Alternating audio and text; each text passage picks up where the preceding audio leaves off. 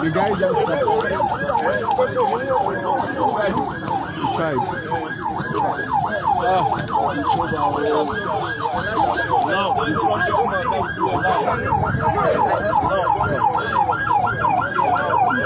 We are just lucky, just arrived this morning with the crash, Ghana Airline.